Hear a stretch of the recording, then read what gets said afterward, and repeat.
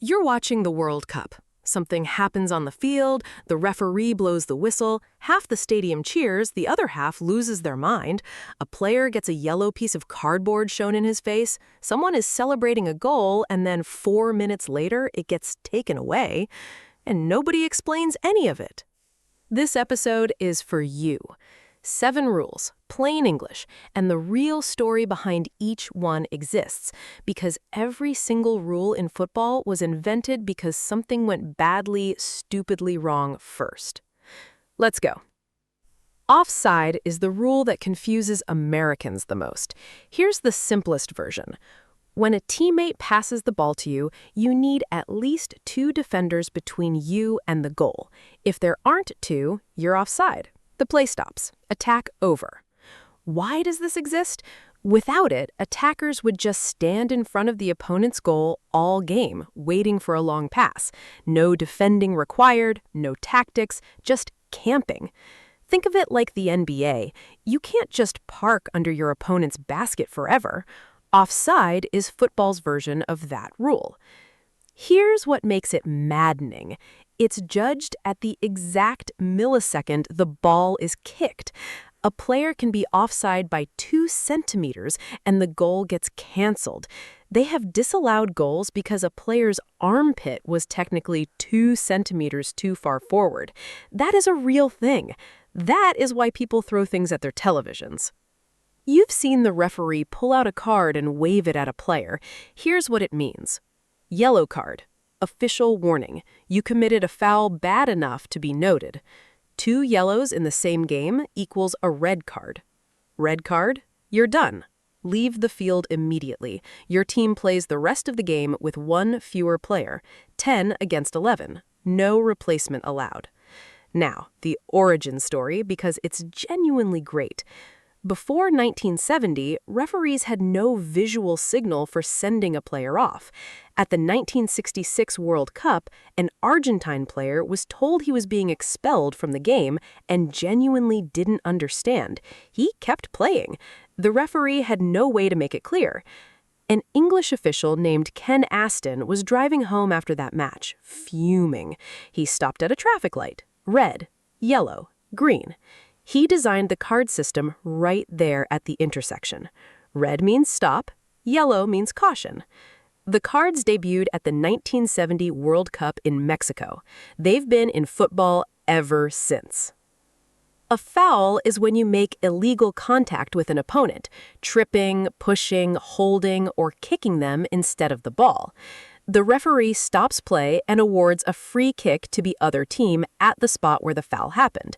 There are 2 types. A direct free kick means you can shoot straight at goal. An indirect free kick means the ball must touch another player before anyone can score, usually awarded for technical violations rather than physical contact.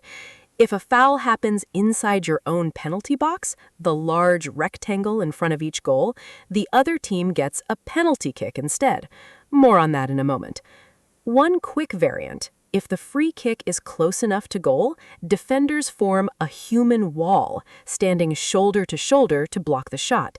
They must be at least 9.15 meters away. Watching players argue about whether that distance is exactly right is one of football's most reliable traditions. If a foul happens inside the penalty box, play stops and the attacking team gets a penalty kick. 1 player, the goalkeeper, 12 yards, everyone else stands outside the box and watches. Statistically, the shooter scores roughly 75 to 80% of the time at professional level. The goalkeeper is essentially guessing which direction to dive. The ball travels too fast to react to after the kick. But here's where it gets brutal. Penalty shootouts.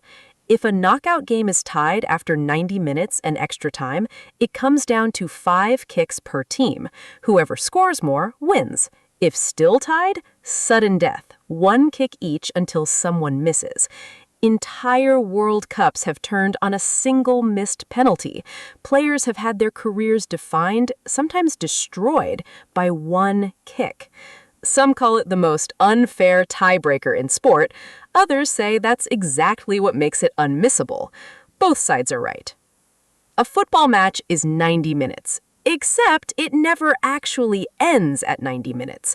The fourth official on the sideline holds up a board showing a number, 3, 4, 5, sometimes 8 or more, and the game continues for that many additional minutes. This is added time or injury time.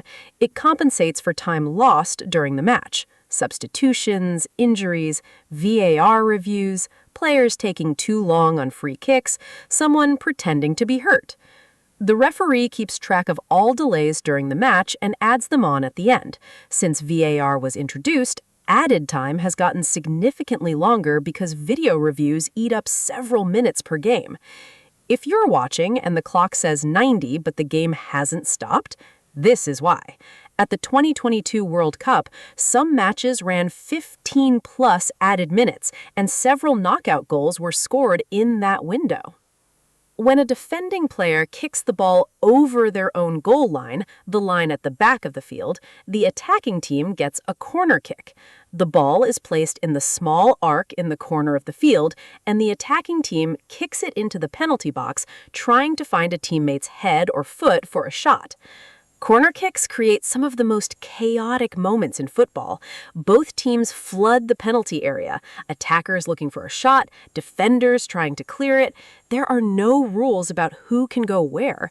It becomes a pure physical contest for space, and around 10% of all goals in top-level football come from corners. If the attacking team kicks the ball over their own goal line, for example, a goalkeeper pushing a shot wide, the defending team gets a goal kick instead, taken from inside the 6-yard box. Each team is allowed to make 5 substitutions per game. A player who comes off cannot return.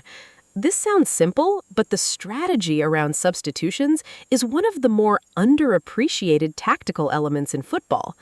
A manager might delay a substitution to avoid signaling their intentions to the opposition. They might use a substitution to deliberately slow the game down when protecting a lead.